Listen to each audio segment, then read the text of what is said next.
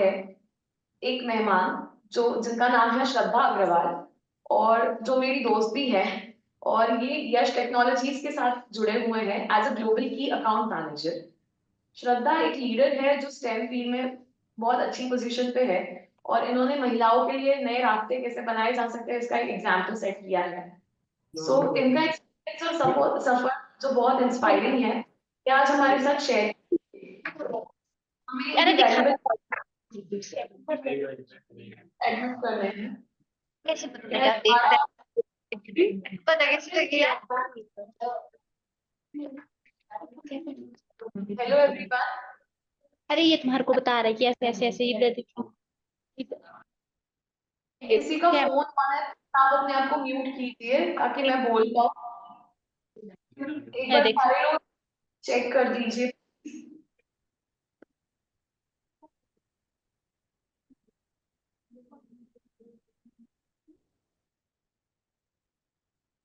Okay, तो श्रद्धा, तो मैं श्रद्धा के बारे में कुछ बताना चाहूंगी। श्रद्धा ने अपनी जर्नी स्टार्ट की थी इलेक्ट्रॉनिक्स टेलीकम्युनिकेशन इंजीनियरिंग से, और श्रद्धा अभी एक अकाउंट्स मैनेजर है और बिजनेस डेवलपमेंट लीडर भी है। मैं आपको इनका एक बार प्रोफाइल दिखाना चाहूंगी।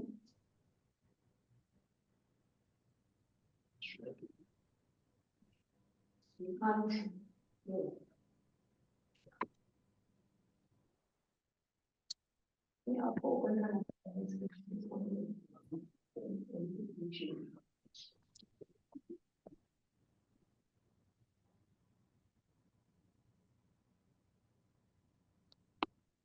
श्रद्धा ने अपनी bachelors degree electronics and telecommunication engineering complete की थी। उसके बाद उन्होंने टेक महिंद्रा, इनटू आईटी, ईबीएस और ब्रिलियो में काम किया है, और इन्होंने अपनी journey as a Pega developer start करके अभी ये सेल्स मैनेजर है। इनकी हॉबीज भी डिफरेंट है। इनकी हॉबीज भी है, ये एडवेंचर स्पोर्ट्स खेलती है, बॉक्सिंग, हाइकिंग और क्रिकेट भी बहुत अच्छा खेलती है। रिसेंटली इन्होंने एक टूर्नामेंट में पार्ट लिया है। तो श्रद्धा के साथ हम काफी अच्छे से उनकी जर्नी जानेंगे।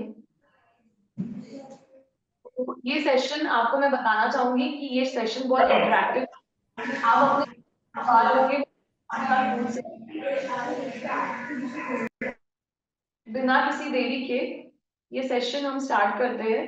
तो हम स्वागत करते हैं हमारी स्पीकर साहिबा का। Shraddha, over to you please. Hello, hi, good morning, everyone.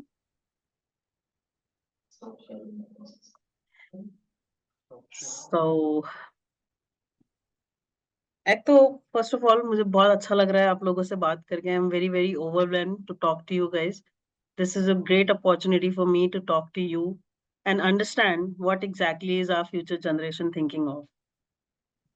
So, I'm really happy to interact with you. Please let it be an interactive session, and ask me whatever you want to. Just before that, I would like to talk to you about my journey, how I started, and how I have uh, crossed all the hurdles in my life to be a sales leader as of now.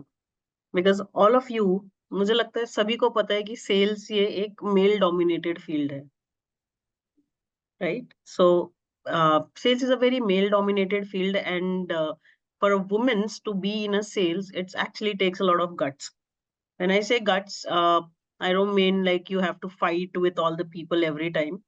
It takes a lot of hard work to reach where you are. So basically, what I'm trying to say is that when you want to dominate any male dominated field, you have to work twice as hard as a man would to prove your point. I hope I'm audible and easy to understand. Snehal, would you please help me here? Shraddha, yeah easy to understand, but I would like you to मतलब हिंदी ज्यादा और English Okay. थोड़ा। All right. So basically, एक male dominated field को dominate करने के लिए आपको, मुझे ऐसा लगता है कि आपको डबल मेहनत करनी पड़ती है एक कोई भी मेल काउंटर पार्ट से आपके, क्योंकि आपको कोई सीरियसली ले, उसके लिए आपको अपना पॉइंट प्रूव करना पड़ता है, आपको आपका हार्डवर्क प्रूव करना पड़ता है। And that's what me and people like me, मैं और मेरे जैसे लोग जो सेल्स में आते हैं वो लोग करते हैं। ठीक है। तो जैसे कि स्नेहल ने बताया, मैंने इंजीनियरिंग की थी इलेक्ट्रॉनिक्स एंड टेलीकम्युनिकेशंस में। मैं एक बहुत छोटे गांव से आती हूँ, let me tell you that, कि मेरे गांव का नाम है आरवी, जहाँ की टोटल जनसंख्या आई डोंट थिंक सो कि 2 लाख से ज्यादा होगी। तो मैं उस गांव से आती हूँ। मैंने मेरा 10 तक का सफर वहीं पे किया, 12 तक का टू बी ऑनेस्ट। 10 तक का एक अच्छे थोड़े से अच्छे स्कूल में किया था, प्राइवेट स्कूल में, और 11 12th मैंने गवर्नमेंट कॉलेज से किया था। और वो स्कूल मतलब गवर्नमेंट स्कूल था जहाँ पे हम लोगों को पढ़ाया जाता था। बट देन जस्ट बिकॉज मैं एक छोटे गांव से आती थी, तो आप लोगों की तरह मेरे अंदर भी बहुत सारी इनसिक्योरिटीज थी खुद को लेके, कि क्या मैं एक बहुत ही कॉम्पिटिटिव वर्ल्ड में खुद को प्रूव कर पाऊंगी। क्योंकि मुझे पता था कहीं ना कहीं मेरे मेरे अंदर कि मैं बहुत अच्छा बात कर सकती हूँ। मैं बहुत ज्यादा शायद पढ़ाई में इतनी अच्छी नहीं हूँ, मैं बट बहुत अच्छा बात कर सकती हूँ, मैं लोगों की प्रॉब्लम समझ सकती हूँ, और मैं लोगों को अच्छा सोल्यूशन प्रोवाइड कर सकती हूँ। ये चीजें मुझे कहीं ना कहीं पता थी। लेकिन इसका मतलब ये नहीं था कि मेरे अंदर इनसिक्योरिटीज नहीं थी। मुझे बहुत इनसिक्योरिटीज थी अपने आप को लेके, मेरे लुक्स को लेके। मैं बहुत ज्यादा होशियार नहीं हूँ इस चीज को लेके। बहुत सारी इनसिक्योरिटीज थी, बट समहाउ एक एक हर्डल स्टेप बाय स्टेप मैं क्रॉस करती गई। I started crossing all the hurdles because my brother, I have a elder brother and Elder sister. मुझे एक बड़ी बहन एक बड़ा भाई भी है। और मेरे बड़े भाई काफी काफी ज्यादा होशियार है। मतलब उनका all India rank among first 15 में आता है। तो आप समझ सकते हैं कि मेरा प्रेशर कितना था मुझ पे, कि यार आपका भाई तो, और हम सेम ही स्कूल में पढ़ते थे, तो वो भी सेम स्कूल में पढ़े हैं, तो वो हमेशा 95% और 97% लाने वाले बच्चे थे। और उनके साथ साथ मेरा जब स्टडीज चल रहा था, I was more into sports, more into extra curricular activities, and my average percentage was somewhere around 75-80%। तो वो भी मतलब मेरे घर में बहुत ऐसे माना जाता था कि एवरेज है कर। So somehow, धीरे धीरे I started talking to him. Started asking him the questions कि what do you do differently? ऐसा क्या आप अलग करते हो कि आपको 95% मिलते हैं और मुझे 80%? बिकॉज पढ़ाई तो हम साथ में ही करते हैं।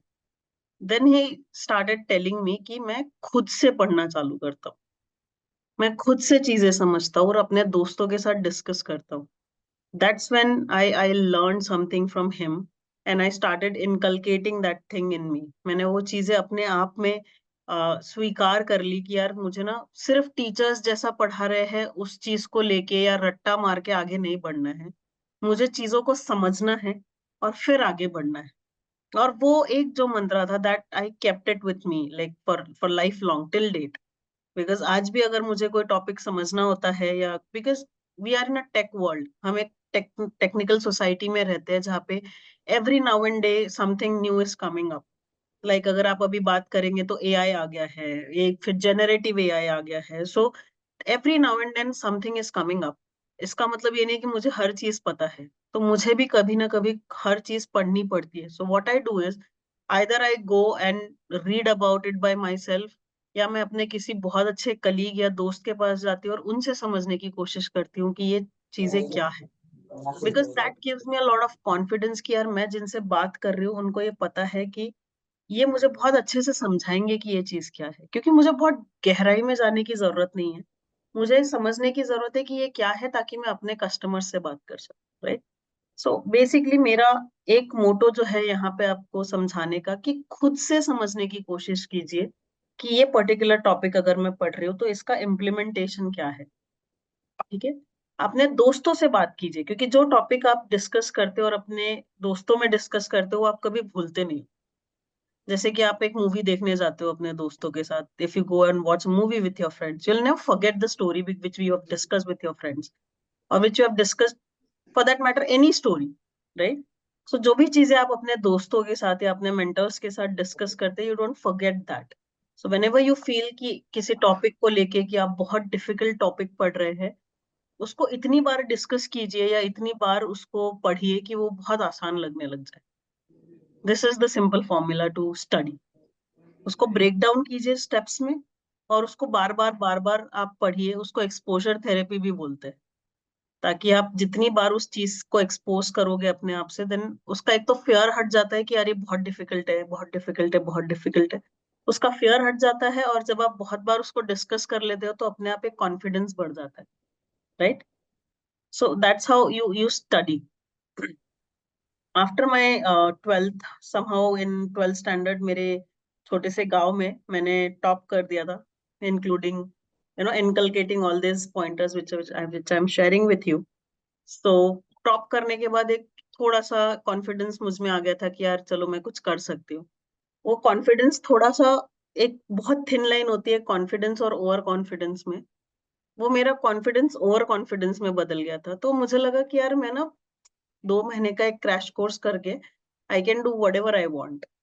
तो मैंने 2 महीने का क्रैश कोर्स किया, बट उसके बाद जो मुझे चाहिए था, पीएमटी पीईटी के एग्जाम्स दिए, बट जो मुझे चाहिए था वो मुझे मिला नहीं। मुझे गवर्नमेंट कॉलेज में चाहिए था, आईआईटीज जाना था, but I couldn't do that, because मैं थोड़ा सा वो लाइन से भटक गई थी कि जहाँ पे कॉन्फिडेंस और ओवर कॉन्फिडेंस के बीच में जो एक थिन लाइन होती है। तो कॉन्फिडेंस होना बहुत अच्छी बात है, बट ओवर कॉन्फिडेंस होना कई बार आपको बहुत प्रॉब्लम्स में डाल सकता है, जैसे कि I have missed my chance to be an IIT, right? So then I took a gap of 1 year। मैंने बहुत अच्छे से पढ़ाई की, और तब मुझे आईआईटी मिल रहे थे। But then the problem was कि मेरी फैमिली के पास उतना अमाउंट नहीं था टू पे फॉर एन आईआईटी, और जहां मैं रहना चाहती थी वहां मैं बहुत अच्छे से रह पाती प्राइवेटली रह के।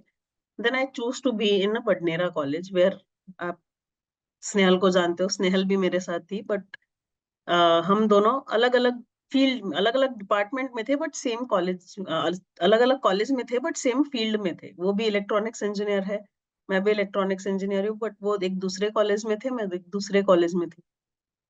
वहां पे मुझे मुझे पता था कि I am not very good at coding. मुझे कोडिंग पसंद नहीं है, मुझे दिन भर कंप्यूटर के सामने बैठ के ठक ठक ठक करना नहीं अच्छा लगता है। This is not what I am. मुझे लोगों से बात करना, लोगों से मिलना, लोगों को कन्विंस करना, बेसिकली बोल Bachchan is something which I am very good at, right? तो मुझे ये चीज बहुत अच्छे से पता थी कि मैं शायद कोडिंग में इतनी अच्छी नहीं कर पाऊंगी, इसलिए मैंने इलेक्ट्रॉनिक्स एंड टेलीकम्युनिकेशंस सिलेक्ट किया था एज अ फील्ड। और उसके बाद देन आई रियलाइज कि यार ये मेरे लिए बहुत अच्छी फील्ड है, क्योंकि वहां से मुझे किसी भी फील्ड में जाने के लिए सारी अपॉर्चुनिटीज ओपन थी। बिकॉज जब कंपनीज कैंपस में आती है, इंजीनियरिंग का कॉलेज में बोलो या किसी भी कॉलेज में, वो आपके फील्ड के बेसिस पे आपको जज नहीं करते हैं, वो आपको एज अ फ्रेशर कंसिडर करते हैं और लेकर जाते हैं। तो मेरे पास हर फील्ड ओपन थी। मैं चाहती तो आईटी जा सकती थी, मैं चाहती तो कंप्यूटर साइंस, मतलब कोई भी इस फील्ड में जा सकती थी, और मैं चाहती थी तो कोर इलेक्ट्रॉनिक्स फील्ड में भी रह सकती थी। बट उस टाइम एक और हर्डल हमारे सामने ये था कि उस पर्टिकुलर ईयर, जिस ईयर हमने इंजीनियरिंग क्रॉस की, that particular year was somewhere around I think 13, 12, 13, 13, 14।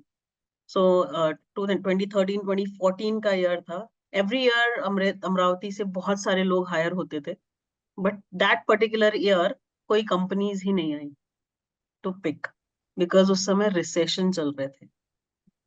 समझते हैं आप लोग रिसेशन क्या होता है?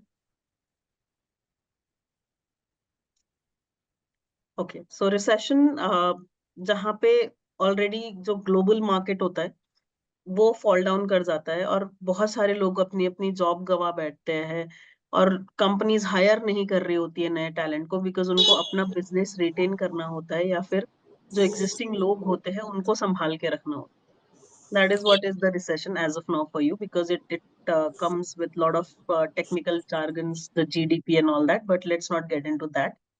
बट एज ऑफ नाउ आप लोगों के लिए फिलहाल ये जानना इंपॉर्टेंट है कि उस रिसेशन के टाइम पे कंपनीज हायर नहीं करती है किसी को भी।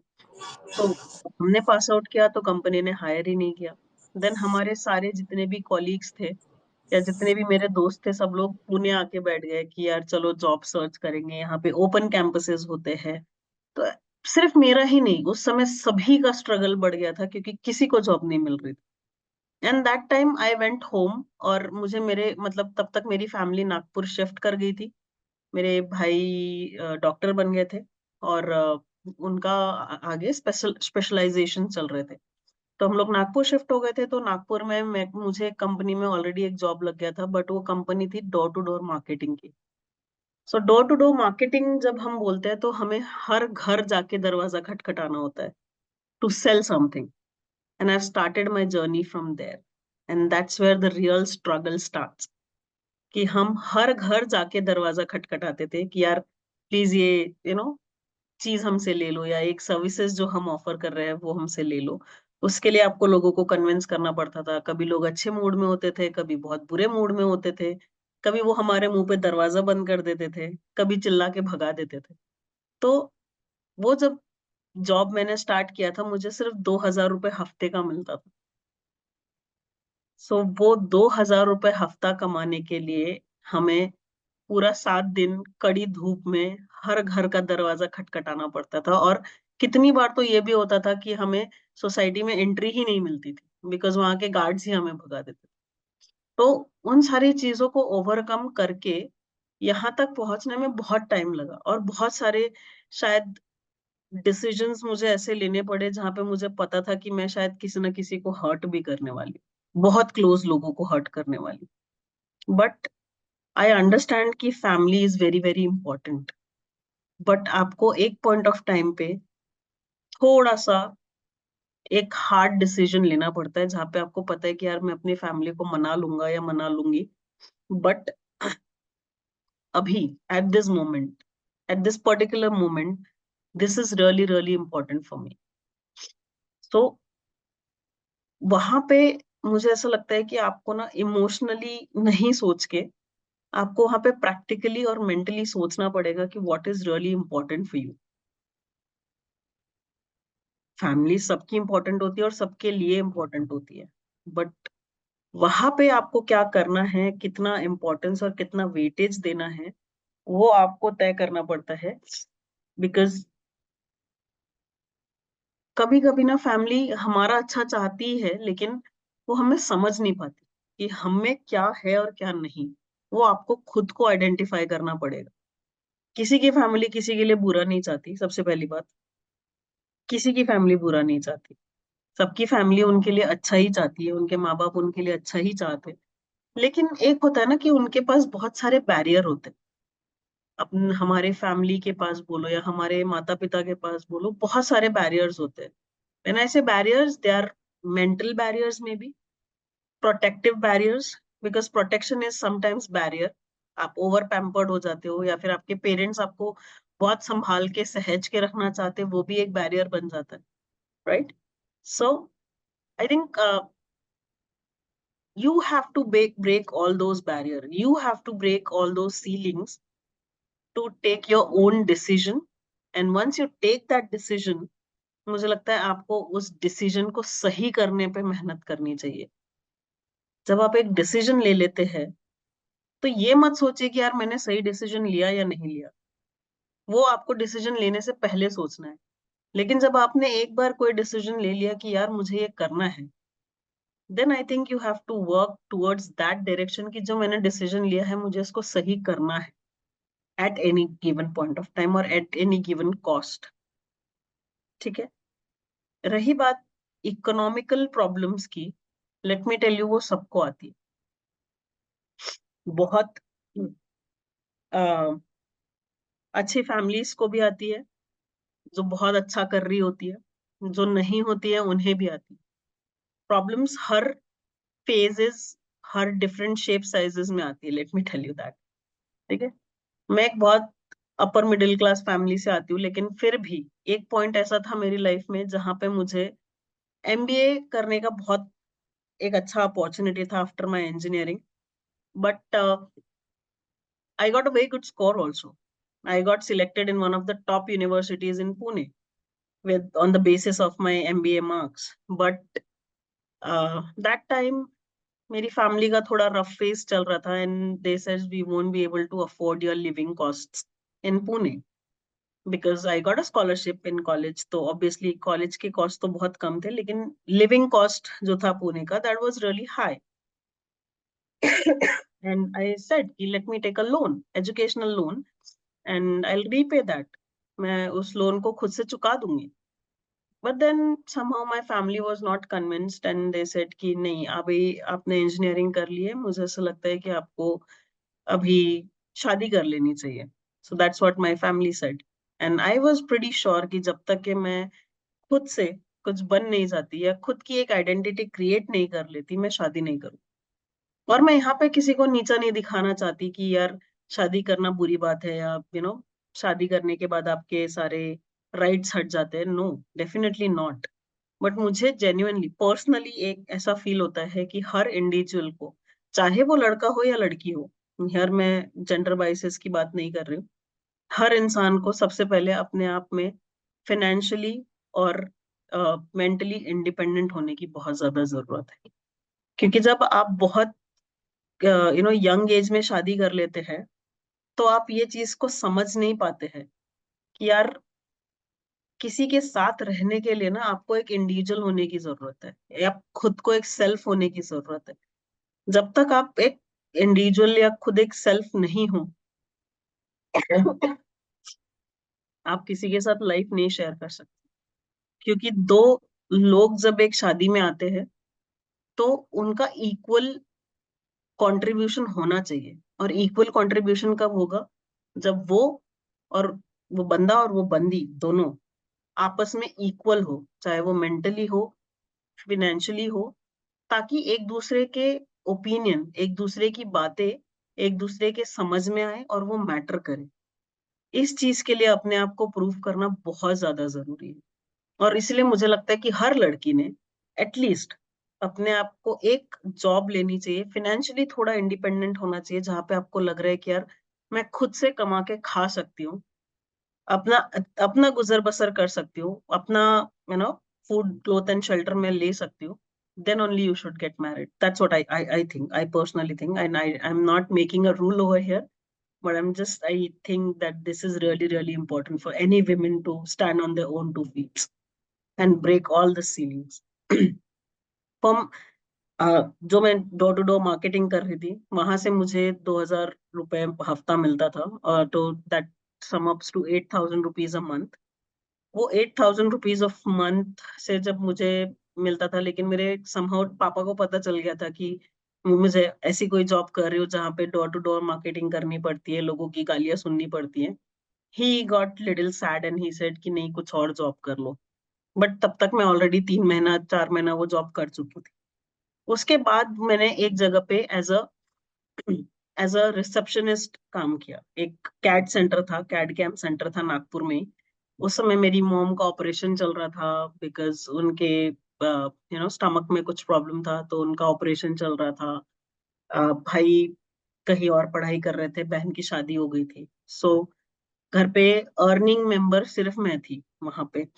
पापा रिटायरमेंट ले चुके थे ऑफ कोर्स. सो मम्मी का ऑपरेशन हो रहा था. तो मैं सुबह सुबह उठ के सबसे पहले अपना खाना बना के, मम्मी का खाना बना के, नाश्ता बना के, उनको खिला के, उनका प्लेट निकाल के, फिर मैं एक रिसेप्शनिस्ट की जॉब के लिए जाती थी. वहां पे दिन भर काम करके फिर 7 बजे आके मैं घर का खाना बनाती थी. आई नो मेरी पर्सनालिटी को देख के लगता नहीं कि मैं शायद कुछ ऐसा करती होंगी, but that's what my routine was. तो ये सारे रूटीन के बाद वहां पे भी मुझे सिर्फ हार्डली 9,000 रुपीज मिलता था. बट मेरे दिमाग में कभी ये थॉट आया नहीं कि यार मैंने इंजीनियरिंग करी है, मैंने इतना कुछ पढ़ा है, तो मैं एज अ रिसेप्शनिस्ट जॉब क्यों करूं. उस समय मेरे दिमाग में था कि मुझे सिर्फ इंडिपेंडेंट होना है, मुझे पैसे कमाने, मेरी फैमिली को सपोर्ट करना. बिकॉज मेरे भाई भी पढ़ रहे थे, लेकिन उनको स्टाइपेंड मिलती थी थोड़ी बहुत, बट वो मॉम के ऑपरेशन के लिए सफिशिएंट नहीं थी. तो मेरे दिमाग में सिर्फ एक क्वेश्चन था कि मुझे इंडिपेंडेंट होना है, सेल्फ सफिशिएंट बनना है और अपनी फैमिली को सपोर्ट करना है. Then I worked that job. But वहां पे मेरे पास ज्यादा काम नहीं होता था, तो आई थॉट कि एक इंस्टीट्यूट खोलना चाहिए, क्योंकि मुझे पता था कि मैं बहुत अच्छा ग्रुप डिस्कशंस कर सकती हूँ, मैं बहुत अच्छे सेमिनार्स दे सकती हूँ, या मैं बहुत अच्छा बात कर सकती हूँ. तो I have started working on a workshop. तो मैं जो भी इंजीनियरिंग कॉलेजेस होते थे वहां पे जाके वर्कशॉप्स देने चालू किए मैंने, जहाँ पे मैं उनको सिर्फ 500 रुपीज चार्ज करती थी। और वो 500 रुपीज में से आधा पैसा कॉलेज देता था और आधे पैसा स्टूडेंट्स देते थे। एंड ऐसे करके मैंने बहुत सारे कॉलेजेस में सेमिनार्स दिए। एंड उसके through I have earn somewhere around 50-60 thousand rupees मैंने कुछ अर्न कर लिए थे। मुझे लगा कि ये शायद कुछ एक अच्छी जॉब है जो मुझे कंटिन्यू करनी चाहिए, तो मैंने एक इंस्टीट्यूट खोलने का प्लान किया। उस इंस्टीट्यूट को खोलने के लिए मैंने मेरे पापा से एक पैसा भी नहीं लिया। जो मैंने वेबिनार्स किए थे, जो मैंने पैसे खुद से कमाए थे, उस पैसे से मैंने एक इंस्टीट्यूट रजिस्टर्ड किया था जिसका नाम था श्री शिवाजी साइंस टेक्नोलॉजी, ऐसा कुछ तो था। एंड वहां पे हमने इनॉग्रेशन वगैरह करना था, जो दिसंबर में प्लान था। और उसके उसके दौरान 1 महीने का गैप था मेरे पास। तो वो 1 महीना मैं चाहती थी कि मैं अपने दोस्तों से मिलकर आऊं, क्योंकि मुझे पता था अगर मैंने अपना बिजनेस स्टार्ट कर लिया तो मैं अपने दोस्तों से कभी मिल नहीं पाऊंगी। तो मेरे दोस्त सारे पुणे में जॉब सर्च कर रहे थे अपना, they were struggling their own lifes. So I thought of going and meeting them for like at least for a month. So 1 महीने का छुट्टी मुझे घर से मिल गया था। And I went to Pune. वहां पे मेरे सारे दोस्त एक हॉस्टल में रह रहे थे। And they were going every day, every now and day. वो सुबह सुबह 9 बजे उठ के जाते थे कहीं। तो पिंपरी चिंचवड़ में एक कॉलेज हुआ करता था जहाँ पे ओपन कैंपसेस होते थे। वो सारे के सारे वहां जाते थे, रोज एग्जाम्स देते थे एंड कम बैक। तो उस समय मेरे पास ऐसा नहीं था कि यार, मेरे दिमाग में नहीं आया था कि मुझे भी यहाँ पे जाना चाहिए, बट मेरे को था कि मुझे उनके साथ टाइम स्पेंड करना है। I just have to spend some time with my friends. So I used to go along with them just to be with them, just to spend more time with them. I used to go as to give those exams as well. I used to sit on these, group discussions and all. And I used to help my friend. To be very, very honest, I used to help them pass those exams because I was good at certain things. Because I know मेरा reasoning बहुत अच्छा था. I know मेरा English थोड़ा अच्छा था. So I used to help my friends to get through those exams. ऐसे करते करते ऑलमोस्ट हमारे 20-25 दिन निकल गए थे और मेरे लास्ट के 3-4 दिन बचे थे। जब मेरे लास्ट के 3-4 दिन बचे थे तो I got a offer from like 3 companies. Sorry. तो I got a offer from 3 companies. उसमें से एक थी टेकम, एक थी एमडॉक्स और एक थी IBM. After like giving 2-3 exams for each company, हम लोगों ने वो 20 दिन में कम से कम 50 से 60 कंपनीज के इंटरव्यू दिए थे।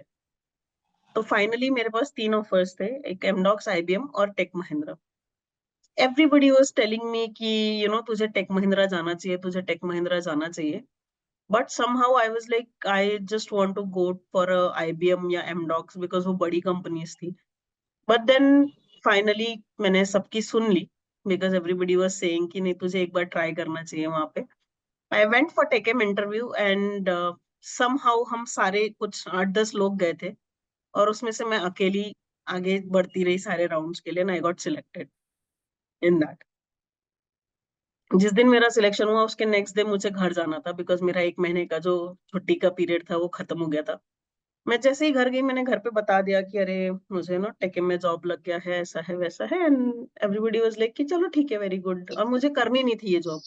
टू बी ऑनेस्ट, मेरे को बस ये जॉब लेके लोग बताना था कि मैं जॉब भी ले सकती हूँ, मैं बिजनेस भी कर सकती हूँ, मैं जॉब भी ले सकती हूँ। मुझे सिर्फ इतना प्रूफ करना था। जैसे ही मैं घर पहुंची वैसे ऐसा हो गया था कि अभी आपको जॉब लग गई है। तो मेरे पापा ने कहा कि आप अपना बिजनेस तो किसी भी पॉइंट ऑफ टाइम पे चालू कर सकते हो, why don't you give it a try. एक बार आप जॉब करके देख लो, शायद आपको एक अलग एक्सपीरियंस मिल जाए। Then I put it on the hold, मेरे बिजनेस को, and I started working in the IT field. That's how my journey started for different IT world.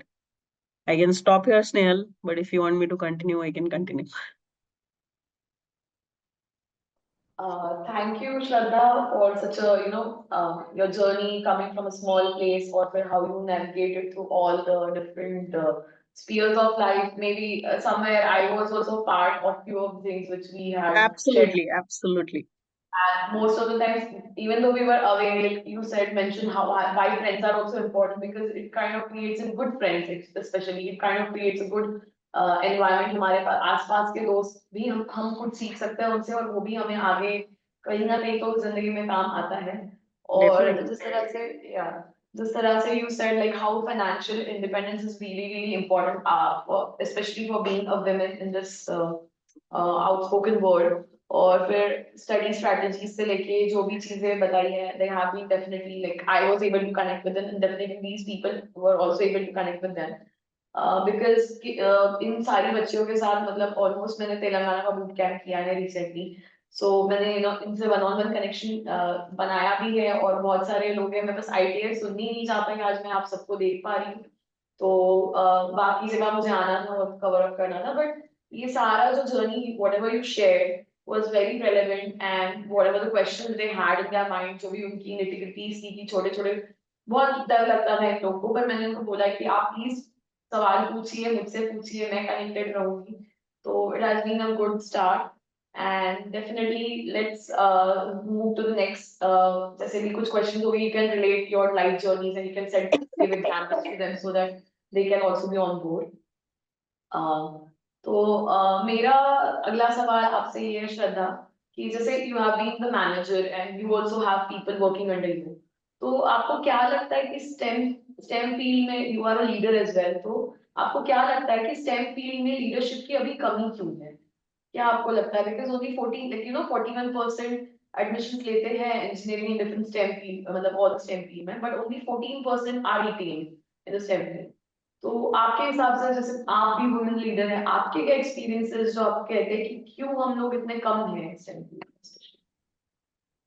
मुझे लगता है कि ये स्टीरियोटाइप्स का इशू है स्नेहल, क्योंकि इन इंडिया वुमेन्स को हमेशा से बताया जाता है कि साइंस हो गया या फिनेंस हो गया या टेक्नोलॉजी हो गया, ओवरऑल ये बहुत मेल डोमिनेटेड है। यहाँ पे विमेन्स का माइंड उतना शार्प चलता नहीं है, या विमेन्स को शायद हमेशा होम साइंस या उस तरह की जॉब्स के लिए कट आउट है विमेन्स, ऐसा हमेशा हमें बताया जाता है। या फिर हमारे हाउस होल्ड में भी हम यही देखते हैं कि हमारे पेरेंट्स में पापा ऑफिस जाते हैं, मम्मी घर का काम करती थी। तो कहीं ना कहीं मुझे लगता है ये एक स्टीरियोटाइप और माइंडसेट का इशू है, जहाँ पे you know we face these issues while to admit people or women leaders in the STEMs field. And this is not the issue at the base level, let me tell you that, Snehal, because I see that issue in our companies also. If you see Yash Technologies, if you see any other company, we also face a scarcity of the women leaders in our companies as well. And that is where they have specifically started diversity leadership. When they say diversity leaderships, they are majorly referring to the women leaderships. So मुझे definitely लगता है कि ये mindset और stereotypes का issue है, but मुझे ये भी लगता है कि ये धीरे धीरे शिफ्ट हो रहा है, because now we see more and more women leaders coming up. And मुझे लगता है जब तक ये बच्चियां इस वर्ल्ड में आएगी, ये और भी चेंज हो जाए। We just have to, have some people like Snehal, Nitesh, and the Center for Civil Society who motivates them to be in STEM. Also PNG, because they Of are course, also they have to took an initiative like this.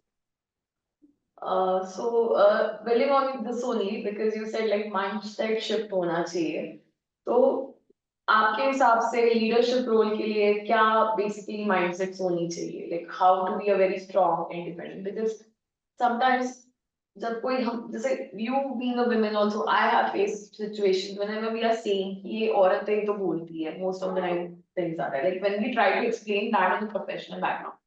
Right now you're at Center for Civil Society, I'm very, experiencing very good, I mean, I love this job, I love this company, so I NGO, my NGO, but most of the time I've also seen people, या मैंने अपने सामने लोगों के replies भी ऐसे सुने हैं कि आपका माइंडसेट, और फिर वो आप अपने आप को क्वेश्चन करने लग जाते हो कि माइंडसेट कैसे चेंज करें हमारा इन चीजों में। Because I think whatever we practice is what we should preach, definitely. What you practice, what we should preach. So basically, जब तक मैं खुद नहीं प्रैक्टिस करी वो चीजों को कि मेरे लीडरशिप रोल्स में मैंने क्या करना चाहिए और मैंने उसको बैलेंस कैसे करना चाहिए, तो how do you what mindset shifts जरूरी है, नेसेसरी है in leadership role? मुझे डेफिनेटली लगता है स्नेहल कि यहाँ पे ना 3 चीजें बहुत मैटर करती है. There are 3 major pillars to that. First is a self confidence. Self esteem बोल लो या सेल्फ कॉन्फिडेंस बोल लो, वो आपको बहुत ज्यादा हाई रखना पड़ता है जब भी आप एक मेल डोमिनेटेड फील्ड में काम करते हो. दूसरा, आपको अपनी लर्निंग्स बहुत स्ट्रांग रखनी पड़ती है, चाहे वो बुक्स के थ्रू हो, चाहे वो गूगल के थ्रू हो, चाहे वो आपके कम्युनिकेशंस के थ्रू हो. आपकी लर्निंग्स हाई रखिए. और तीसरा होता है कि अपने लिए एक बहुत सपोर्टिव और स्ट्रांग नेटवर्क तैयार कीजिए. वो चाहे दोस्तों का हो, मेंटर्स का हो, फैमिली का हो या किसी का भी हो. आज की तारीख में भी आप यकीन नहीं करेंगे, you won't believe, sometimes I really feel demotivated when someone says me कि okay, you have not done this correctly. I do feel demotivated, and you know what I do. The first thing I do is call my friends.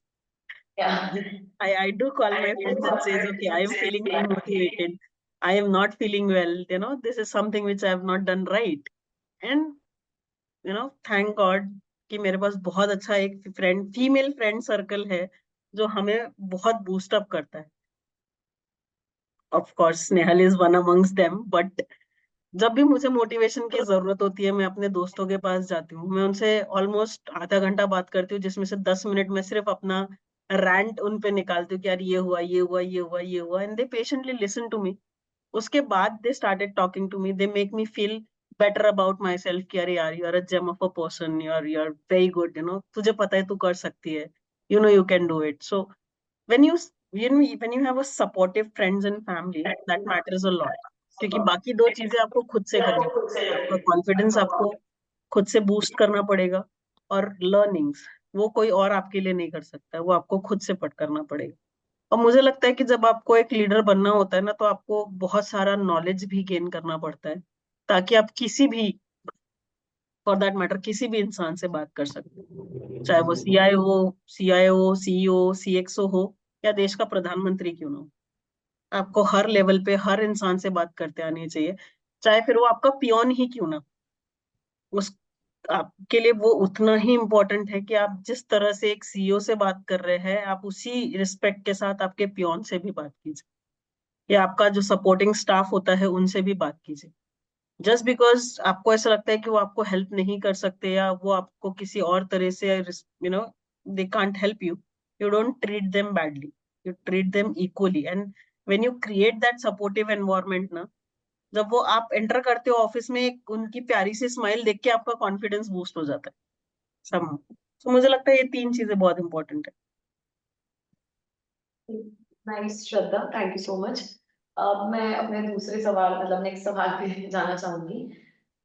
तो श्रद्धा, जैसे अभी मतलब what made you choose electronics field? Because हमारी बच्चियां ITI से है, different field से है. आपने जैसे बताया कि जैसे फीमेल को इशू होता है, इलेक्ट्रिशियन से है कुछ की, किसी किसी की फैमिली से मेरा जो पर्सनल इंटरेक्शन हुआ, तो उन्होंने भी मुझे बताया कि हमारे पेरेंट्स तो सपोर्टिव थे पर लोग नहीं थे, सोसाइटी नहीं थी. तो ये तो हमने मतलब ये तो प्रेशराइज हो गया ना, प्रेशर सिस्टम हो गया. तो मोस्ट ऑफ द टाइम ये एक इम्पोस्टर सिंड्रोम क्रिएट हो जाता है हम फीमेल्स में भी, या मतलब नॉर्मल इंसान में भी हो जाता है. तो जो सेल्फ डाउट जो होता है, वो आपने आपने भी ये चीजें फेस की होगी, तो आपने कैसे ओवरकम किया सेल्फ डाउट? और आप बच्चियों को क्या मैसेज देना चाहते हैं कि कौन से 3 या 4 चीजें होंगी जिनके ऊपर इन्होंने अपने सेल्फ डाउट पे बिल्डअप करना शुरू करना चाहिए? क्योंकि जैसे आपने एग्जाम्पल अभी दिया कि जब भी आपको डीमोटिवेट फील होता है तो आप अपने दोस्तों से बात करते हैं. तो एक शायद ये एक आंसर हो सकता है कि आप जब अपने आप को सेल्फ डाउट करते हो तो एटलीस्ट किसी से कम्युनिकेट करके आप उस चीज को नेविगेट कर सकते हो, या कोई और नया तरीका आपको पता चल सकता है कि आप उस प्रॉब्लम का या इशू है या उसका हल कैसे निकालें. तो और बाकी कोई चीजें आप बताना चाहेंगी जो सेल्फ डाउट को ओवरकम करने में हेल्प करेंगी? डेफिनेटली, मतलब मुझे ऐसा लगता है कि आपका knowledge is the only thing that can overcome anybody's doubt. क्योंकि जब मैं सेल्स फील्ड में आई थी, आई रिमेम्बर मैंने गवर्नमेंट सेल्स ज्वाइन किया था, and let me tell you, मेरा वो फर्स्ट सेल्स जॉब था, जहाँ पे मुझे नागपुर स्मार्ट सिटी के बिड के लिए जाना था. एक प्री बिड मीटिंग होती है आरएफपी के पहले, जो मंत्रालय में रखी गई थी, मुंबई मंत्रालय में रखी गई थी, और मुझे वो अटेंड करनी थी. I was 24 years old that time. और जब मैंने वो रूम में एंटर किया, वहां पे 120 mens were there and I was the only female in that room. I was really shaken badly कि मुझे पता नहीं था कि what should I do, whether I should sit here or should I go back, because I was representing Tech Mahindra there. और जितने भी लोग थे वहां पे सब 20-20 30-30 साल एक्सपीरियंस लोग थे. मुझ में जो क्वेश्चंस प्रिपेयर करके आई थी वो भी मैं भूल गई थी कि मुझे पूछना क्या है. But that time I just said to myself, I was shaking, I was shivering that time कि should I enter this place or not. But that time I just called my manager ki, sir, I don't want to be here. There are like 200 men and I really can't go in. He just said me one thing. Are you scared of those men? Do you know what you want to do? And can you do that? So instead of saying, why me? Just say, try me. Just step in there, ask your question, get your answers right, and get off from there. So अपने काम में आप इतने 100% रहिए कि कोई और आके आपको ये नहीं बता सकता कि आपने गलत किया है. तो जब भी आप, चाहे आप इलेक्ट्रिशियन का काम कर रहे हो या चाहे आप कोई प्लम्बिंग का काम कर रहे हो या जो भी, आपको आपके फील्ड का 100% नॉलेज होना चाहिए. That's it. क्या मेरे से अच्छा ये काम कोई नहीं कर सकता. मुझे एक बल्ब भी सुधारना होगा ना, तो मैं जितना भी मेरे पास नॉलेज होगा, मैं उस पूरा नॉलेज उस सिर्फ एक बल्ब को फिक्स करने में लगा दूं कि मुझे पता है कि मैंने अपना 100% दिया है, ताकि कोई और आके मुझे कमेंट नहीं कर पाए कि यार तुमने ये गलत किया है. So I think confidence again, and always seeking for an opportunity to prove yourself. You can do it. क्योंकि जेंडर बायसेस हर लेवल पे होते, हर level. Let me tell you, हर लेवल पे होते. इसीलिए मैंने स्टार्टिंग ही इस चीज से की थी कि when you have to be in the male dominated field, you have to work twice as hard as a man to prove your point. Thank you, Shraddha, for your mantra. Why me? Try me. I mean, definitely, I really liked it, and बच्चियों को भी काफी motivation मिला होगा इनसे. श्रद्धा, एक चीज मैं और आपसे पूछना चाहूंगी. मेरा आप बच्चियों को बता पाएंगी कि जैसे स्टेम फील्ड में कैसी जॉब्स और skills I lost you, Snehal. I can't hear you. की जरूरतें होती है, like you mention Snehal, your voice is breaking, Snehal. existing. I mean, it exists every time to exist. तो ये को स्किल रखते हुए, you hear me now? Your voice is breaking a lot. I can't hear your question. Okay, just give me a second. There's some internet issue. Now, are you able to hear me? Yes, now loud and clear. Yes.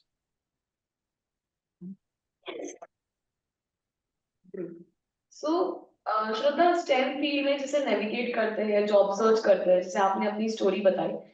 अभी ये हमारी बच्चियां ITI field से है.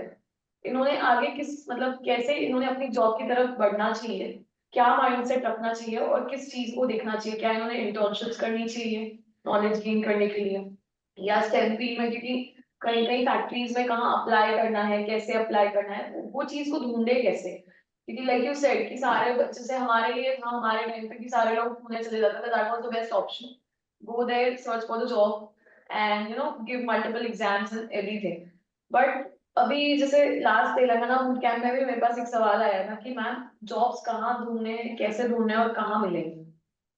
तो इस चीज के लिए आप कुछ बताना चाहेंगे कि ये चीज ये लोग कैसे नेविगेट कर सकते हैं? मुझे लगता है कि आज की तारीख में ना बहुत सारी चीजें आपके फिंगर टिप्स पे होती है, बट वही है कि पहाड़ है नॉलेज का, उसमें से सुई ढूंढनी है. राइट. आपके पास गूगल है, आपके पास चैट जीपीटी है, आपके पास हर वो चीज अवेलेबल है जो आपको चाहिए. रही बात आपके क्वेश्चन की, स्नेहल, तो मुझे ऐसा लगता है कि जब आप आईटीआई कर रहे हैं तो आईटीआई में there are different levels of exams जो आप क्लियर करते हैं. उसके बाद आप गवर्नमेंट जॉब्स के लिए अप्लाई कर सकते हैं, क्योंकि गवर्नमेंट को भी बहुत सारे ITI स्किल्स की जरूरत होती है। एंड मेरे हस्बैंड के एक फ्रेंड है जिन्होंने ITI स्किल से ही काम किया, फिर वो इलेक्ट्रिसिटी बोर्ड में लगे, and now he is working in the Mumbai airport in their electrical department. So आपको अपॉर्चुनिटीज अपने लिए क्रिएट करनी पड़ेगी। वो अपॉर्चुनिटीज आप तक नहीं आएगी, आपको सर्च करनी पड़ेगी। और वो सर्च कहाँ करनी पड़ेगी वो भी आपको डिसाइड करना पड़ेगा, क्योंकि मेरी फील्ड में जब मुझे पता था कि यार IT इंडस्ट्रीज कहाँ पे है, पुणे में, that time Pune and Mumbai was the best options to go for. Nowadays there are lot of places like Bangalore, Coimbatore, Chennai, Pune, Delhi, Mumbai, but उस टाइम पे मुझे मेरे लिए सबसे इजी ऑप्शन जो पता था वो था पुणे, राइट। मेरे को किसी ने आके हेल्प नहीं की थी कि यार आप पुणे जाओ, या आपको जॉब यहाँ पे मिलेगी।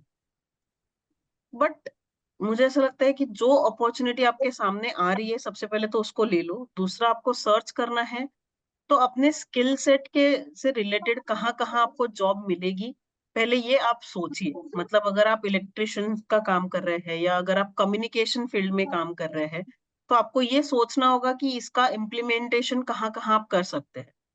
इलेक्ट्रिशियन आप किसी कंपनी में जा सकते हैं जो स्पेसिफिकली काम करती है मैन्युफैक्चरिंग फील्ड में, क्योंकि वहां पे आपको शायद सबसे ज्यादा जरूरत होगी। और आज की तारीख में इलेक्ट्रिशियंस या ITSMs या जो भी इस तरह की जॉब होती है वो हर कंपनी में लगती है।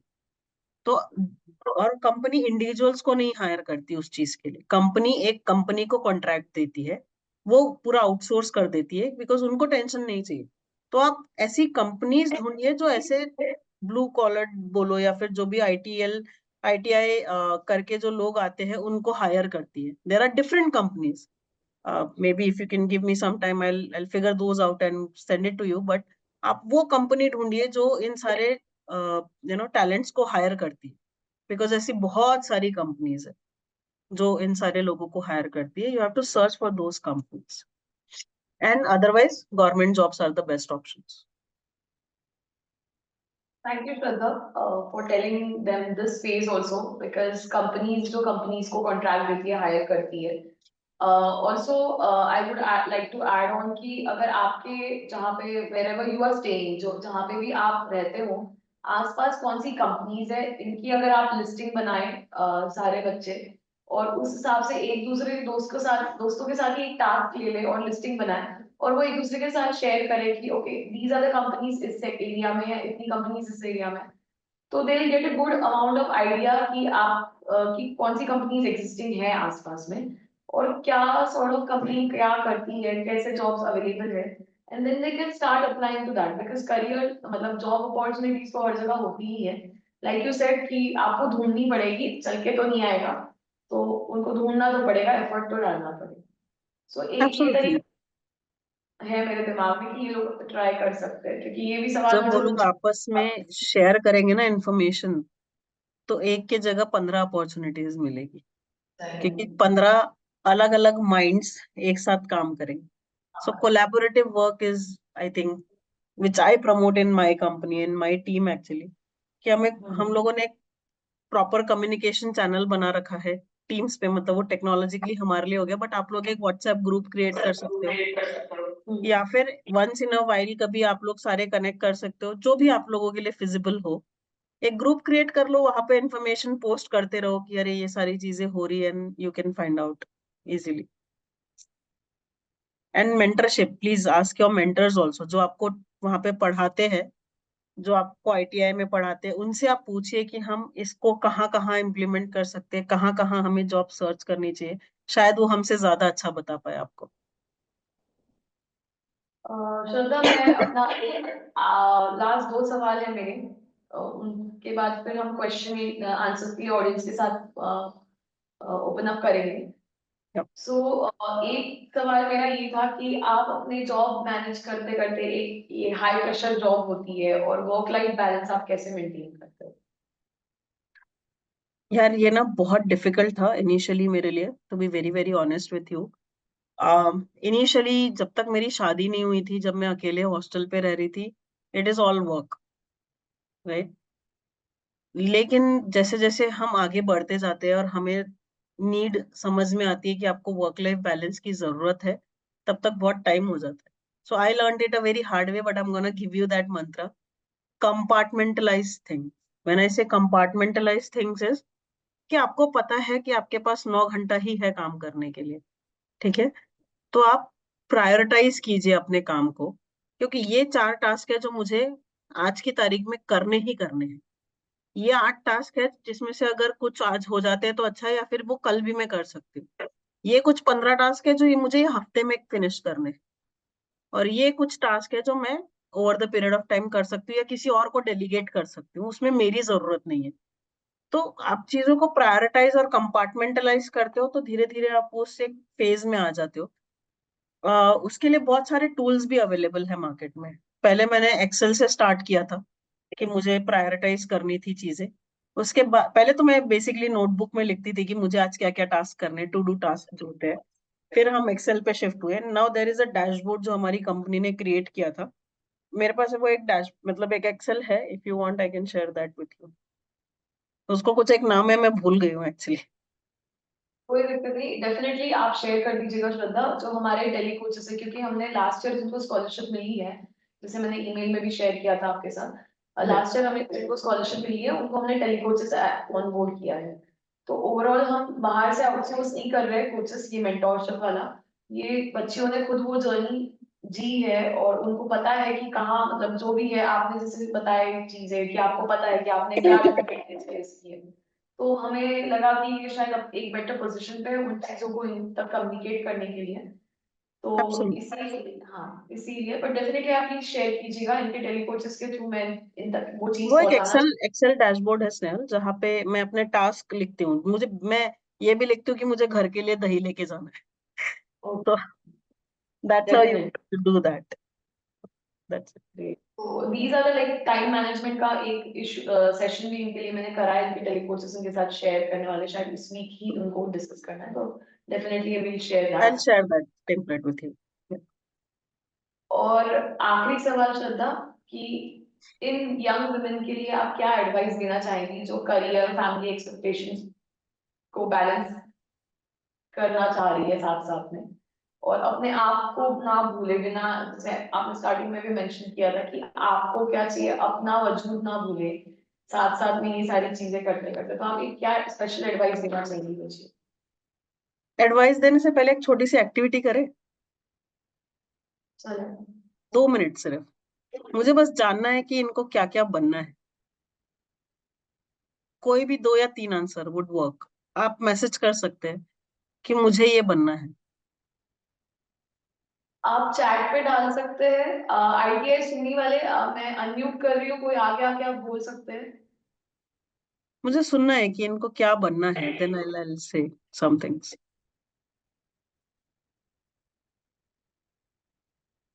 अंकिता, पायल, वसंता.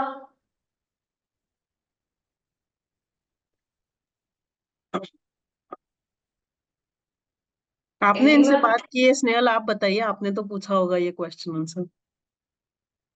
तो ओके, मैं ही बता देती हूँ क्योंकि मैं चाहती थी ये लोग आंसर करें, बट कोई दिक्कत नहीं.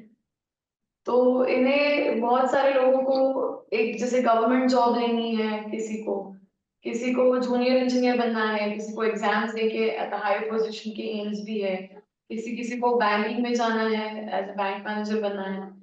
बट स्टेम फील्ड में इनके जो सपने, जैसे कोई बच्ची इलेक्ट्रिशियन ट्रेड की है तो वो आगे पढ़ना चाहती है, कोई मास्टर्स करना चाहता है उसी चीज ट्रेड में.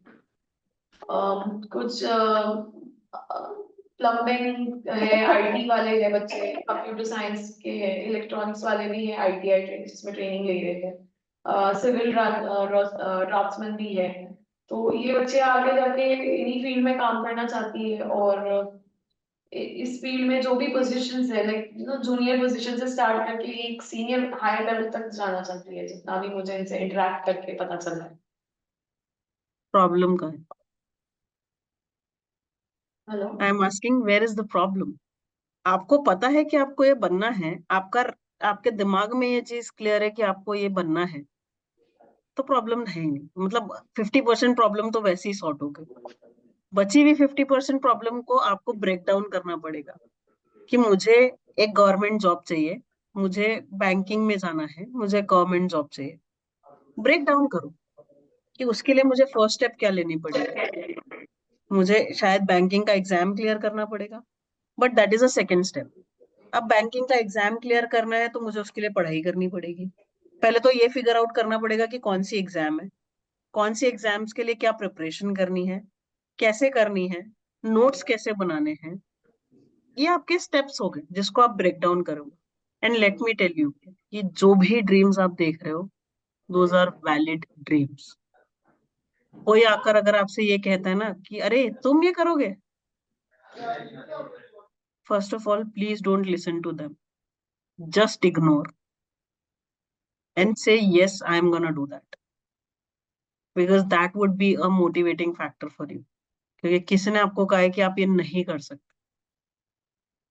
क्योंकि मुझे आज तक जहां पे भी इन लोगों ने चैलेंज किया है, कंपनीज ने, मैंने उनको हमेशा बोला है कि there is nothing that I can't do,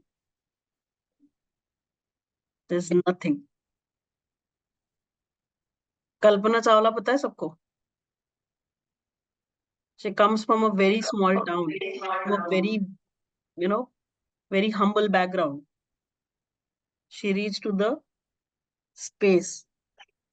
दो उनकी जर्नी छोटी थी बट बहुत डिफिकल्ट और स्ट्रगल भरी थी। मैरी कॉम पता है सबको? उनके ड्रीम्स बहुत अलग थे, वो पढ़ने से ज्यादा स्पोर्ट्स में बिलीव करते थे। बट इसका मतलब ये नहीं है कि उनका ड्रीम गलत था या उनका ड्रीम वैलिड नहीं था। उनका ड्रीम वैलिड था, उन्होंने उसके लिए मेहनत की। शायद अपनी फैमिली को भी कई बार उनको शायद हर्ट करना पड़ा, बट आज वो एक टॉप पोजीशन पे जहाँ पे पूरी दुनिया उनको रिस्पेक्ट करती। Believe in yourself. अपना एक नीश ढूंढिए कि आप किस चीज में सबसे अच्छे हैं और उस चीज पे फोकस कीजिए। Play on your strengths. That's the message. Whatever you are doing, where are you coming from, doesn't matter. All your dreams are valid. Work for your dreams and play on your strengths. Thank you Shraddha. मैं open करना चाहूंगी ground बच्चों आपके लिए, scholars, Vidya scholars. कोई question पूछना चाहेगा ma'am से? नहीं? आईटीआई सुननी, मैं देख पा रही हूँ आप लोगों को सामने कौन बैठा है। Snell, first of all, please don't call me ma'am. Okay. Shraddha से कोई सवाल पूछना चाहेगा? आप लोग चैट में भी डाल सकते हैं, कोई आगे आके पूछ लीजिए, आपको कोई भी सवाल होगा हम बताएंगे आपको। आपको इंटरैक्टिव पार्टिसिपेट करना पड़ेगा।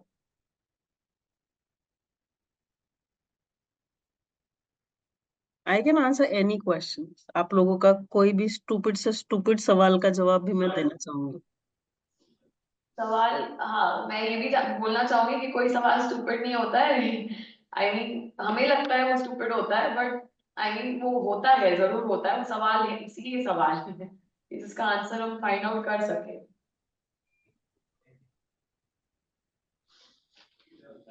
This is your chance, girls. Come on. Ask anything.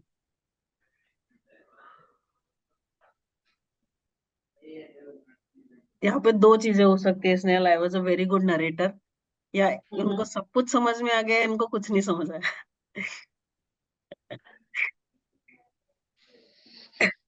Sorry. अच्छा, कोई ये तो बोलो कि आपको हमने जो डिस्कस किया समझ में आया? कोई हाथ ऊपर कर रहा है क्या I आईटीआई think सुनने there's one में? question from Jyoti Thakur। कभी कभी ये होता है कि हमारे अंदर कॉन्फिडेंस बहुत होता है बट कोई नई चीज करने से, एक सेकेंड, कोई नई चीज करने से डर लगता है, ऐसा क्यों होता है? डर के आगे जीत है ज्योति। जब तक आप अपने डर को फेस नहीं करोगे, आपको कैसे पता कि आप वो चीज कर पाओगे या नहीं कर पाओगे? It's as simple as that. मैंने तो पहले भी शायद इस चीज के बारे में बात की थी, एक्सपोजर थेरेपी। जो चीज आपको बहुत डिफिकल्ट लगती है, प्लीज वो चीज करिए। क्योंकि जब वो चीज आप कर लेंगे ना, तो जिस लेवल का कॉन्फिडेंस आपके पास आएगा ना, यू कांट डिफाइन दैट। मतलब आपकी sometimes maybe that could be your life turning point. मुझे जब मैं एज अ फ्रेशर ज्वाइन किया था टेक महिंद्रा में, और जब मुझे सेल्स में जाना था, तो टेक महिंद्रा में एक प्रोग्राम होता है कि जहाँ पे आप डिलीवरी से सेल्स में जा सकते हो, बट उसके लिए आपको एक एग्जाम देनी पड़ती है। मैंने वो एग्जाम क्लियर कर ली। उसके बाद एक मेंटर थे हमारे, मिस्टर कृष्ण गोपाल करके। उन्होंने मुझे सिर्फ इसलिए रिजेक्ट कर दिया था 4 बार, जस्ट बिकॉज मैं एक लड़की थी और मैं अग्रवाल थी। तो उनका मानना ये था कि मैं तुम पे बहुत पैसा खर्च करूंगा और तुम अग्रवाल हो, तुम अब शादी करके चली जाओ, तो मेरा पैसा वेस्ट हो जाएगा। मैंने 4 बार उनको कन्विंस किया और उन्होंने मुझे 4 बार रिजेक्ट किया। 5वीं बार जाके उन्होंने मुझे एक्सेप्ट किया, एंड उसके बाद मैंने हर साल उनको ये चीज याद दिलाई थी कि सर आपने मुझे रिजेक्ट किया था और मैं आज एक नए पायदान पे हूँ। थैंक यू फॉर रिजेक्टिंग मी, क्योंकि मुझे उस समय समझ में आया कि मैं कर सकती हूँ। ओके, श्रद्धा, हमारे पास एक सवाल और है। हाँ, सवाल। अगर आईटी फील्ड में आगे जाना हो, उसके लिए डायरेक्शंस और स्टार्टअप्स आई कैसे मीन करने। स्टार्ट कैसे करना होगा, स्टार्ट कैसे करना अच्छा, स्टार्ट कैसे होगा। करना हाँ, है। देखिए, आईटी फील्ड में बहुत सारी कंपनीज ना फ्रेशर्स को हायर करती है। तो एक तो आपके कॉलेजेस से हायर करती है, तो आप आपके कॉलेजेस के साथ जा सकते हैं। अदरवाइज बहुत सारे ओपन कैंपसेस भी होते हैं, और जो ये ओपन कैंपसेस होते हैं, इनके वेबसाइट लिंक्स आते हैं कि TCS is hiring, Yash is hiring, या फिर माइक्रोसॉफ्ट इज हायरिंग। बहुत सारे ओपन फ्रेशर्स को ये लोग लेते हैं और ये आपको ट्रेन करते हैं। तो आपको इन सारी कंपनीज को फॉलो करना पड़ेगा, शायद लिंक्डइन पे बोलो या गूगल पे बोलो। तो इनके नोटिफिकेशंस आपको आते रहेंगे कि यार ये कंपनीज फ्रेशर्स को हायर कर रही है। या आप अगर इनके लिंक्डइन पेजेस पे जाके जॉब्स के सेक्शन में जाके सर्च करेंगे, तो वहां पे भी आपको बहुत सारे जॉब्स दिखते हैं जो आईटी भी है और कभी कभी नॉन आईटी भी होते हैं। तो मुझे लगता है कि वो दोनों भी जॉब्स की अवेलेबिलिटी आपको लिंक्डइन पे मिल जाती है। मैं एक सजेस्ट करूंगी, अगर जो लोग भी आईटी से जुड़ना चाहते हैं वो लोग अपना लिंक्डइन प्लीज अपडेट करें, क्योंकि वहां पे जो आपको नेटवर्किंग एक्सपोजर और कनेक्शंस मिलेंगे, those are incredible. I hope I answer that question. Thank you Shraddha. So next मैं बताना चाहूंगी कि हमारे पास एक मैसेज है पीएनजी से, तो वो मैं प्ले करना चाहूंगी। एंड अगर आपके कोई सवाल होंगे तो आप प्लीज उसको चैट में डालिए श्रद्धा के साथ। मैं कर दूंगी क्वेश्चंस, और फिर मैं आपके साथ ग्रुप पे शेयर करूंगी, क्योंकि हमारे पास टाइम लिमिट है, तो we have to end that as well. Before so that, इसका वन थिंग, जो लोग भी लिंक्डइन पे अपना अकाउंट बना रहे हैं, वो लोग मुझे रीच आउट वहां से भी कर सकते हैं। अगर इसके बाद भी कभी आपको लाइफ में कोई भी इश्यूज आ रहे हैं, I am there to support. That's it. Thank you. Thank you. तो हमारे बूट कैम्प में भी हमने हमने इन बच्चियों को लिंक्डइन का इम्पोर्टेंस बताया है, आप कैसे नेविगेट कर सकते हो। अभी कुछ जगह पे हम लोग बूट कैम्प में जाने वाले हैं। राजस्थान जाना है, एमपी जाना है, झारखंड जाना है। तो आप लोगों ने ज्वाइन किया होगा, तो आप प्लीज उस चीज का वेट कीजिए। बूट कैम्प में हम आपको सारी प्रोसीजर्स और टेक्निक्स और जो भी हमारे पास नॉलेज है वो आपके साथ शेयर करेंगे। और मैं सबसे रिक्वेस्ट करूंगी कि डेफिनेटली आप लिंक्डइन पे अपना प्रोफाइल बनाइए, ताकि आप ज्यादा से ज्यादा अपने जॉब्स अपॉर्चुनिटीज को एक्सप्लोर कर पाए उस पे। अभी मैं पीएनजी का एक वीडियो है आप सबके लिए, बेटिया स्कॉलर्स के लिए, वो प्ले करना चाहूंगी। तो give me 2 minutes sharing.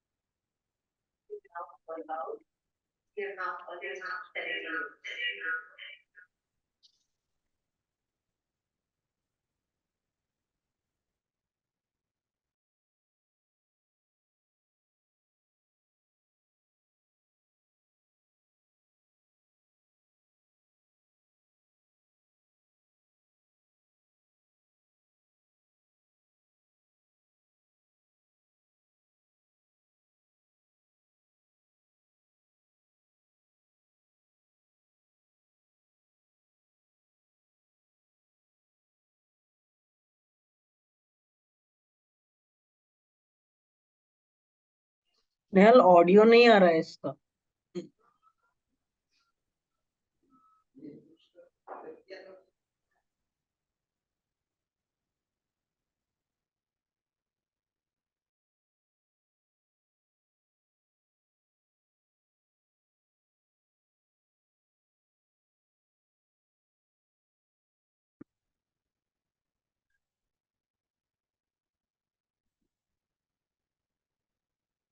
please.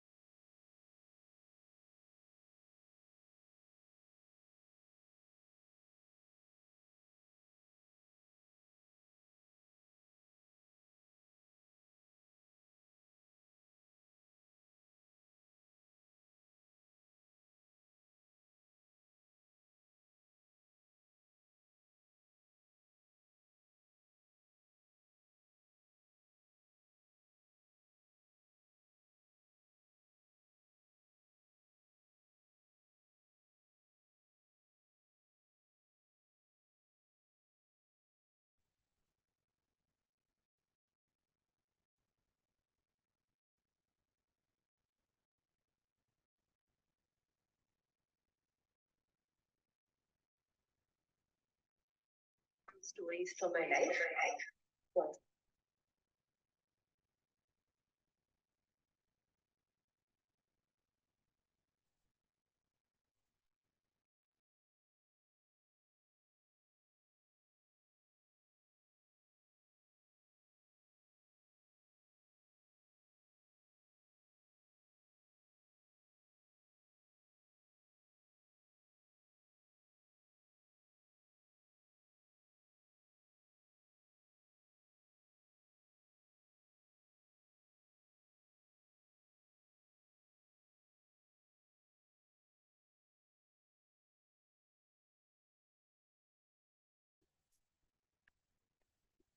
Be interested in the aspect ये सब म्यूट करो.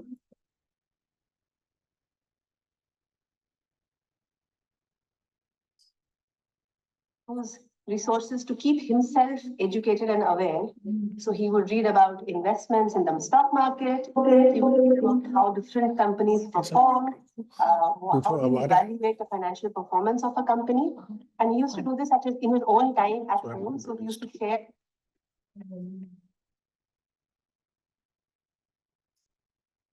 Hi everyone, I am Rinadini Srinivasan.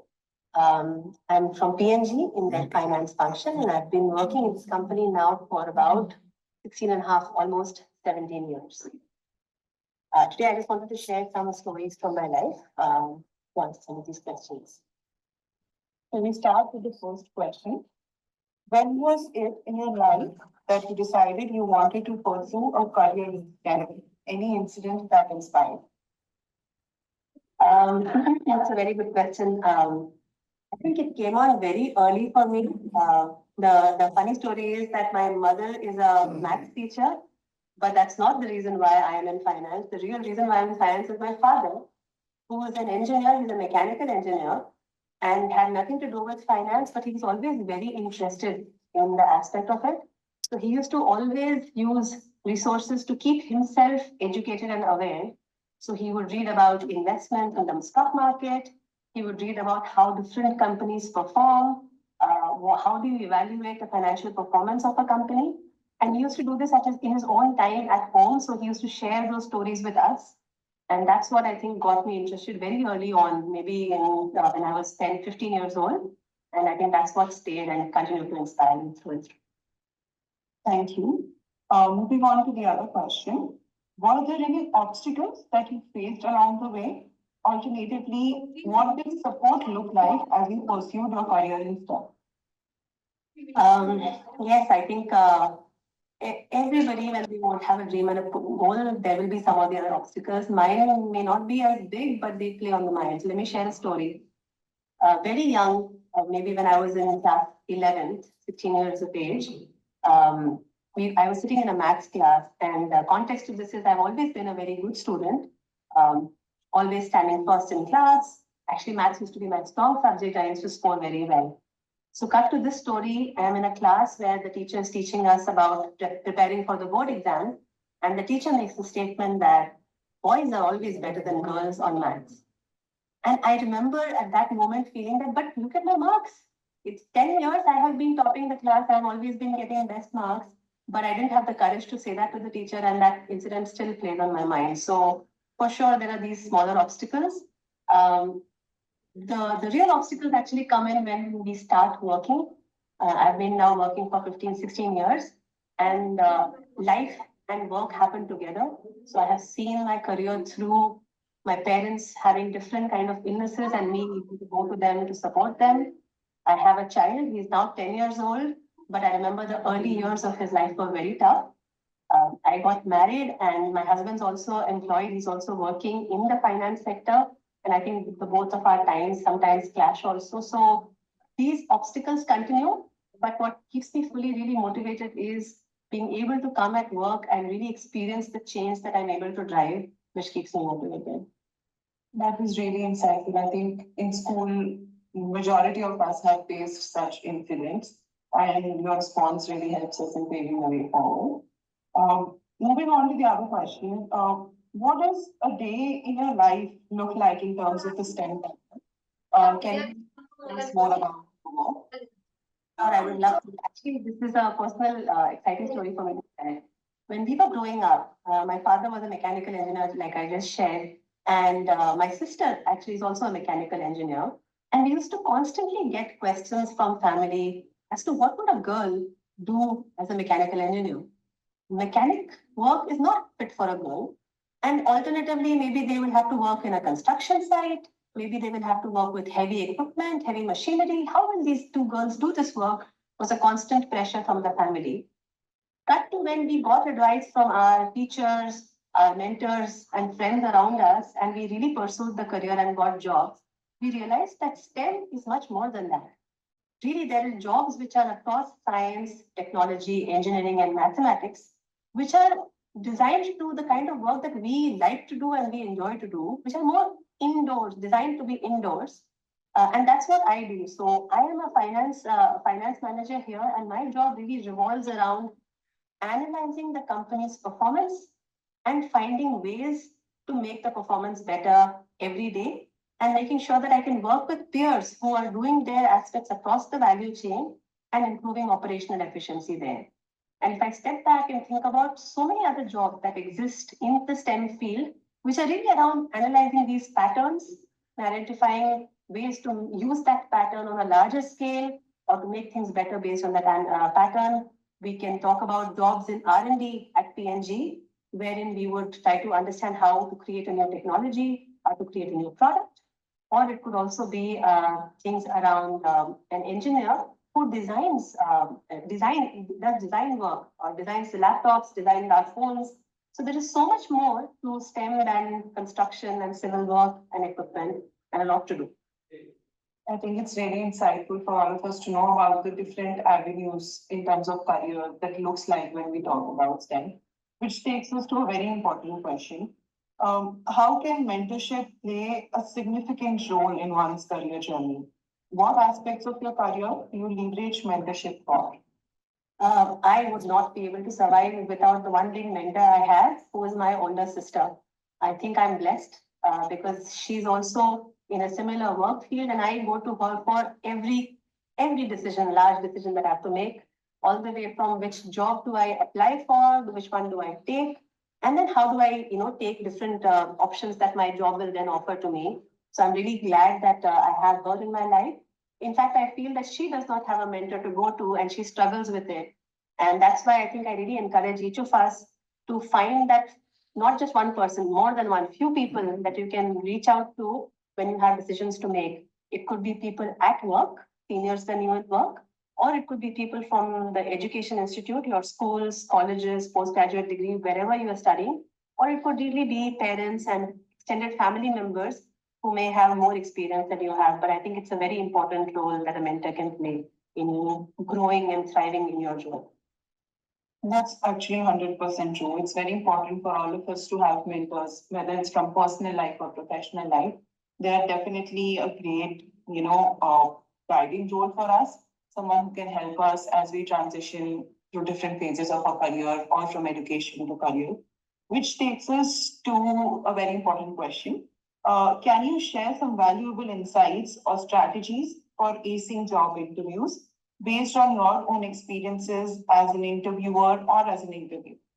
That's a very good question. I think India, there are multiple opportunities. There are so many industries which are starting up and thriving in the country, which basically means the industry is looking for individuals to come and help them do different jobs. So with that aspect, I think the most important step for me, I would advise, is preparation. The preparation could be really about finding out about the company that you are going to interview for. What does the company make? Where does the company have its operations? What are the value systems of the company? I think everything is available online on the internet. It's worth spending the time and doing that research about the company. Also important is to do the research about the job that you are applying for.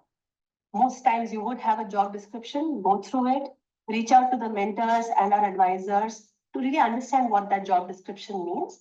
And if there's any question, there is no harm in even asking that in the interview to clarify so that you're well prepared and aware of what you are really interviewing for. That being said, I think that also gives a whole lot of confidence in being able to perform well in the interview. But I think the real confidence comes from being yourself in an interview. And hence, as the interviewer will ask different questions, it's very important to share stories which are really about you. I realized in my experience, I've shared stories about my school life, about my college life, and in fact, even about sometimes my personal life. For example, I remember I spoke about how I planned the 10th anniversary celebration for my parents, and that demonstrated that I was able to plan and execute according to a plan in a certain timeline, despite other pressures being there. So the more you are talking about your own experiences, you are more confident and you can do well in an interview. I think all of this comes together on the day of the interview, where it's important to also be prepped physically. So it's important to pay attention to your grooming and making sure that you turn up for any interview that you sign up for, looking your sharpest best, either in the room or even online. I think that makes a big impact for your own self-confidence as well as for the person who is interviewing you and meeting you for the first time. I agree. These are some very important pointers that we should keep in mind. And of course, be your authentic self as you go for interviews, which takes us to our last question and one of the most impactful questions. Is there any piece of advice that you would want to give to our STEM scholars?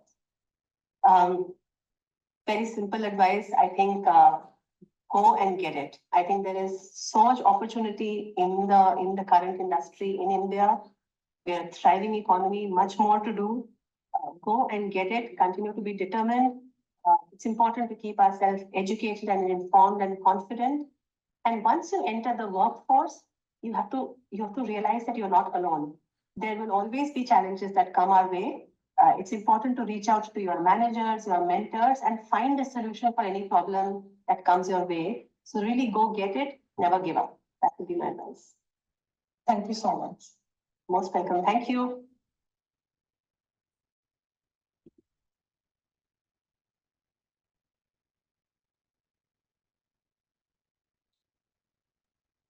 Thank you, everyone.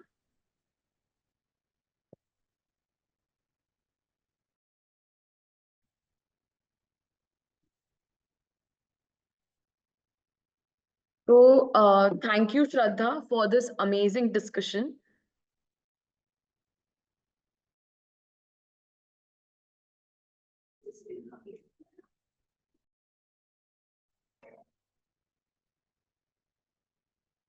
Thank you, everyone. And thank you, Shraddha, for this amazing discussion.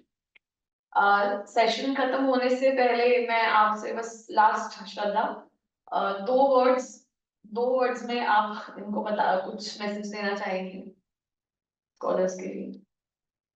The only message I want to give you is you can do it.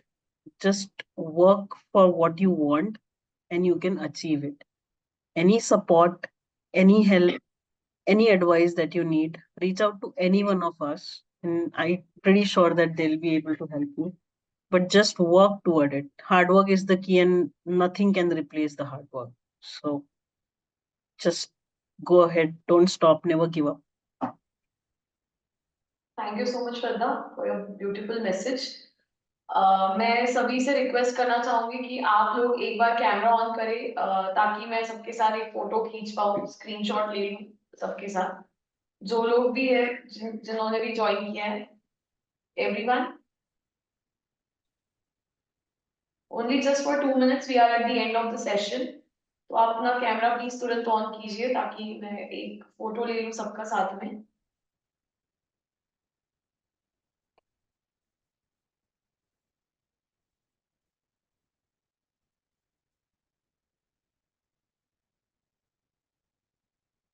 Okay, almost everyone has turned on their cameras. Okay, smile everyone.